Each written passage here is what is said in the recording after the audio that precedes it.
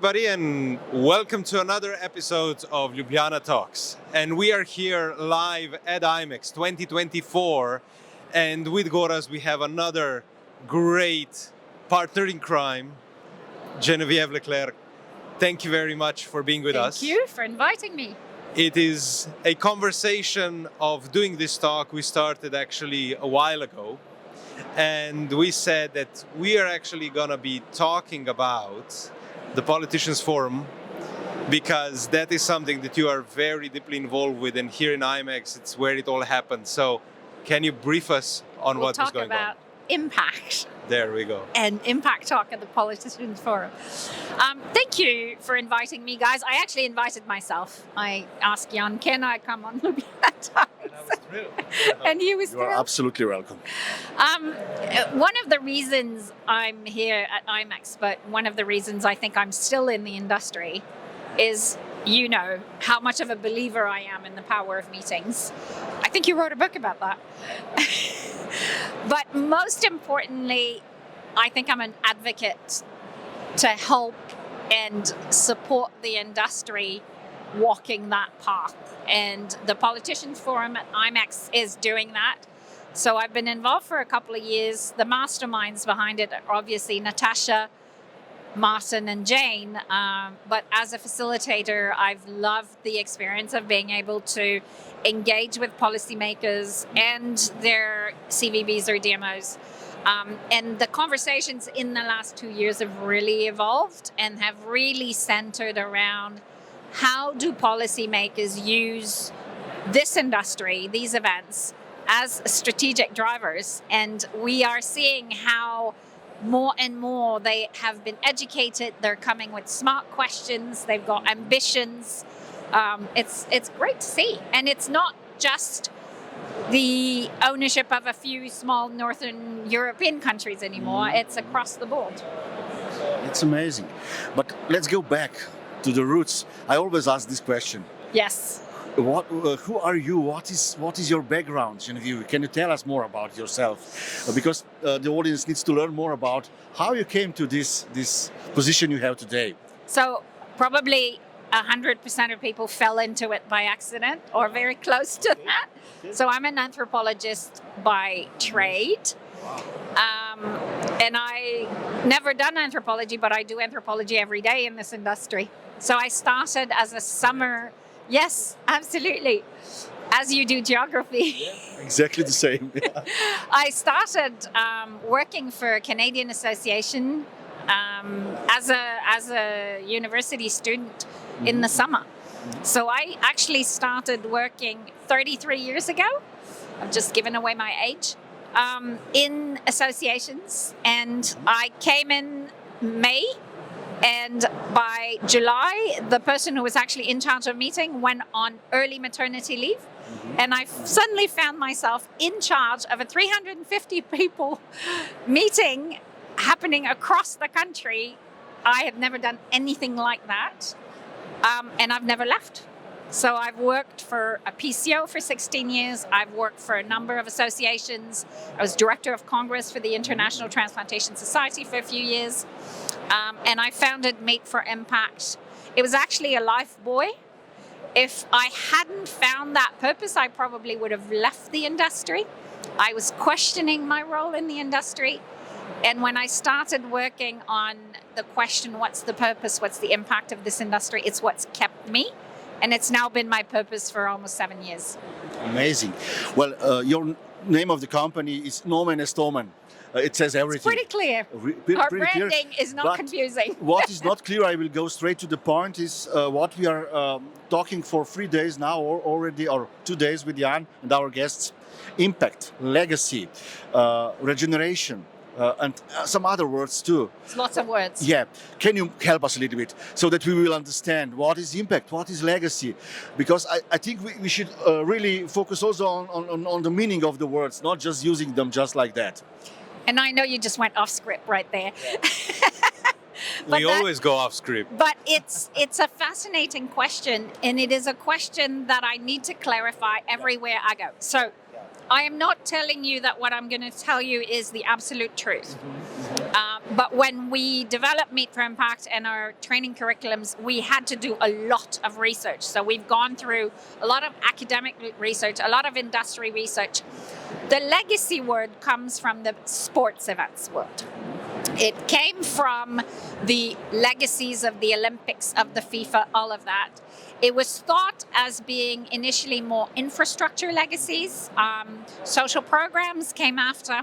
Fundamentally, a legacy is something that is gifted by an organization through intentional activities, and it stays behind and it generates long-term lasting effects, right? The legacy is the point of view of the organization that is leaving the legacy. So if you leave a legacy to your children, to your community, it's you giving them a legacy. It talks about your role in that. It talks about what you've done. It doesn't talk about the benefit to the people you're leaving it to. So the impact is the other side of that same coin. The impact is the change that is being created by the legacy. So if the legacy is a sports stadium, the impact is all of the access to sports that kids in that community have. If the legacy is a new law, the impact is the well-being of people that will benefit from that law. So it goes hand in hand. It's interchangeably used in our industry, but the actual meaning of the word is not exactly the same. And we differ a little bit on this. I don't try to say the legacy is short-term or long-term. I just think the legacy is what you're planning for, what you're creating, what you're leaving behind. But what we're actually going to measure is the impact felt by whoever's receiving the legacy. And impact is fundamentally a change. It's an improvement from the situation today to the situation in the future. And it's that gap, it's that differential that you are measuring, and you can say impact happened. And that only occurs if there was a gap. Was there something missing? Was there a need? Was there a problem? Was there an issue to be solved? And if that has contributed to solving that issue and we've closed the gap, then we have impact. Impact is where we can measure, am I right? Impact is where we can measure. It is hard to measure, but it is what we should be measuring. Well, coming from words to measurements to actions, we live in a time of crisis. Yes. We live in a time where we know we have a problem that we need to solve. A big one. So, we talk a lot about small steps. Are small steps enough? No. I think we all know that small steps are not enough. I think we need big, bold steps. There is a conversation that is being seized around this industry, which is very much around carbon, right? And the C word. My position on that is that it's an incredibly important factor, but we cannot have a one metric myopic. On the positive side, we have a one metric myopic. It's called economic impact. It's the only metric that we have. On the negative side, we have a one metric myopic, which is called carbon. We need to look at it from both sides with a much more complex understanding, and it's a complex interplay of indicators. And at the moment, if we're equating economic and carbon, it's clear who loses. The carbon is much more impactful and is much more of a big problem. At the same time, I'm one of those people, I believe in meetings. And I honestly think we're not going to have safe aviation fuel in 10 years or sustainable aviation fuel in 10 years if we stop meeting. We're not going to find a cure to cancer in 10 years if we stop meeting, because this is where the innovation happened. This is where the sparks happen. This is where the important conversation happened. So we need to find a balance, and I don't think we've found it yet. Amazing. Do you believe, I mean, there is certain carbon footprint of this event and any event in the world. Actually, we can measure that everything is clear about that. It's not complicated. Yeah, it's easy. Actually, now with the European legislation, it's even more easier. But here we are. And there is an impact of this event we do not measure actually. Is in your opinion this more important or beyond carbon at the end of the day, and more important than offsetting? And do you believe in offsetting? I don't believe that offsetting is the ultimate solution, no. Yeah. I think it's a transitional solution. Okay. I think offsetting at the moment is very much used to greenwash by a lot of people. At the same time, I'm guilty of offsetting. You probably are. A portion of our carbon reduction or carbon mitigation techniques includes offsetting. I do think that there are better solutions which we need to finance. We are in a crisis, and I am not sure that we're headed the right way, honestly, with this industry. I'm not a climate expert, and I'm not a carbon offsetting expert. We're a social impact enterprise. So, for example, a lot of the things that we invest in is trying to mitigate at the source. I'll give you an example. One of our carbon offsetting partner for, my travel footprint is a social impact consultancy that educates children about the environment and that aims to change the behavior of children in their future life. So this program has been proven that if you, for example, educate a child who will go on and educate your family, right? If you've got kids that are 10, 12 years old, you know how they can really pester you about changing the habits of the family. They have actually found that a child that is educated will reduce at the source the production of carbon because they will actually successfully change their behavior and the families in the future. And we love that project because it's an education project, it's a social impact project, it's a carbon reduction project. So we have a portfolio. We do different things. We do traditional offsetting. We do more like renewable energies. We'd like to look into carbon capture, like real capture in the future. But in the meantime, we try to also align with our values and to encourage programs that we think are delivering value way beyond just the, the simple offset. Working with Aboriginal-owned businesses, for example, in conserving natural resources in Canada, for me makes sense, right? Yeah. I listened a few days ago, one of our first podcasts during the Corona, we started with that. And I was so naive and so full of energy and positive thinking that after the Corona, this industry will be completely different. I even preached about that at that time, Jan, you remember that? But where we are now, so we are back on track or what? No, we're not. No? No. There's more meetings and more stuff happening. At the same time, I was part of the sustainability movement in 2007, 2008. There was a thing called the Green Meetings Industry Council. We talked to ourselves for about 4 years and figured out that we were 250 and we weren't growing, and that went folded and basically died for about 10 years.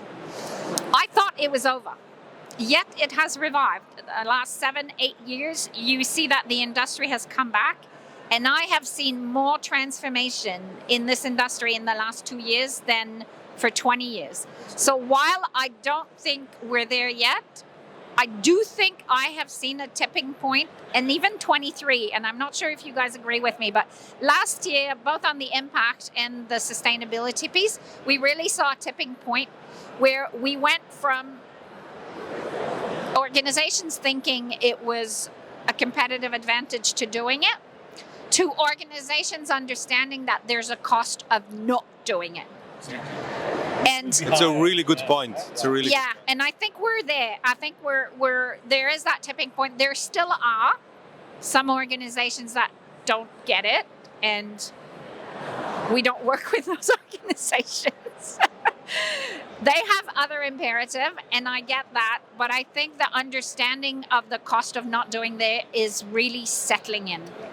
I mean, you are incredibly passionate on this topic, and I've had many talks with you about how we need change and we need to be better and we need to be more aware.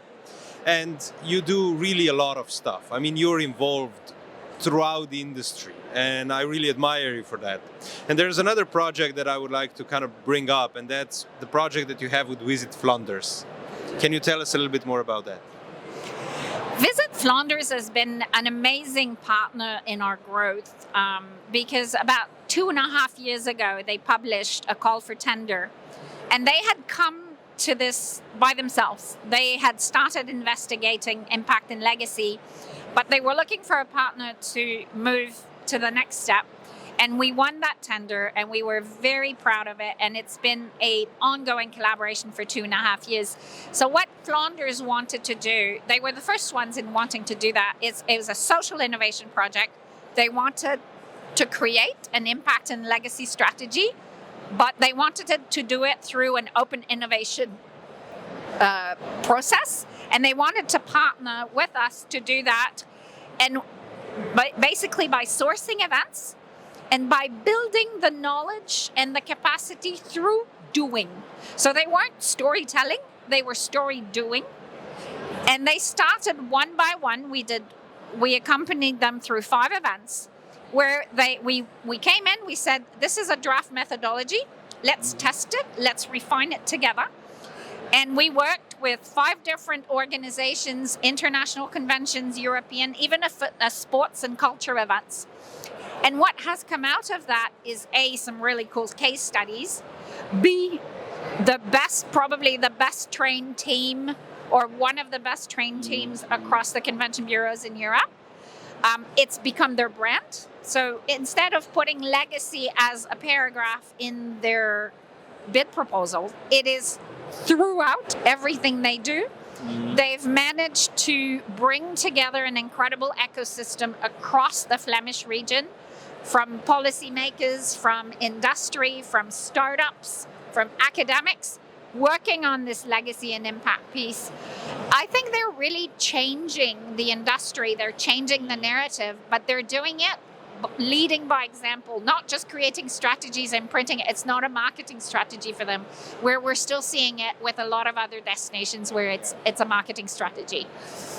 So this seat from Flanders is growing. So what is happening in other countries in Europe? Do you have or in the States? Is there any other example of something like that? Yeah, absolutely. I mean, Flanders in Europe, I think the leading was Copenhagen, even before Flanders started. I think you guys in Slovenia have done great things. It's called differently. You've packaged it differently. But it's fundamentally the same values and principles that is animating that. Doing some great work. The British Isles and Ireland are doing some really great work that is essentially value-based. And this is one of the things we've seen. We've seen it when it's marketing-driven, or we've seen it when it's value-driven. And the work that we're doing and seeing out of the whole UK, Scotland, Republic of Ireland, North Ireland, there is a great deal of great value-driven work being done there. Australia, they were some of the precursors. They were some of the first ones where a government around 2008 was the first one to say meetings are going to be part of our strategic portfolio of activities, and we are going to use meeting to drive social and economic progress in Australia. They've done the most research. They are advanced. Now they're trying to get to the next level. In North America, I think Canada's definitely leading. It's a bit longer to come out of the United States. And what we're seeing is Latin America is rising. They want it. They understand it. I think that in a developing region, it's probably even easier to connect the dots on how meetings can truly have a catalytic influence. Sarawak, I've just come back from Sarawak. We were there 2 weeks ago with our partners from Gaining Edge and ICA, doing a masterclass. Fantastic place, driven people. They really understand it. They not only understand it as a strategy to win bids and implement events, they have it embedded across all of the government departments. It's part of a strategic plan. Their subvention funds are dependent on it. They've got a measurement partnership with universities. They're publishing a scientific journal. So if you're looking for some great work, that's there. And I would say that we're going to see some really good things out of Singapore, probably coming out in the next few months, and a couple of Asian destinations as well. So it's taken ground. Well, amazing. I was born in summer of '69, so that was the last year when the world was in balance. And we are using all my life more resources than Mother Earth is giving back to us. So I'm coming to climate change question at the end. I need to ask that. Go. But of course, we have people who are still skeptical about it. They do not believe in science and facts and figures. What would you say to somebody who is in our industry skeptical about the climate change and everything what is happening around us? Do you have an answer for that? I really struggle with that. I'll be super honest with you. I know we have to keep the dialogue open. Yeah. I'm probably going to be the one who's going to walk away. There's so many people who want to create change. There's so many people that are kind of value focused that I'm not going to be the one who's going to try to convince the ones that aren't convinced. I will probably lose patience. I'm a bit sanguine that way. So I would rather that someone else who is, an evangelist do that. I honestly do not understand it. To be honest, I don't. I just don't get it. I don't get it. I can be political and say, yes, I will discuss it with them. I will have dialogue. Probably not. I'll probably walk away because I don't get it. Well, we are coming towards the end of this dialogue, and we usually finish with some short questions. Okay. You can also answer quickly or you can elaborate. So, the first one will be, do you prefer cooking or eating? I love cooking, but I prefer eating. I also travel too much to do any cooking these days. Imagine. High tech or high touch? High tech or high touch? High touch. Mountains or the sea? Definitely the sea. You know that. I thought so. I'm a certified skipper. I will take the sea any day. I'm just checking on your dedication there. So no. Please find me a sailboat and let's sail away. Thank you so much for your time. Thank you for this wonderful conversation. Thank you guys. Thank you for doing this. Thank you for being here. You are creating change in your own way, and that's awesome. Thank you. That's the reason why we are doing this. Thank you. Thank you for being on Ljubljana Talks. Thank you for being on Ljubljana Talks, listening for us. Always say power to the meetings. And power to the meetings. Power to the meetings.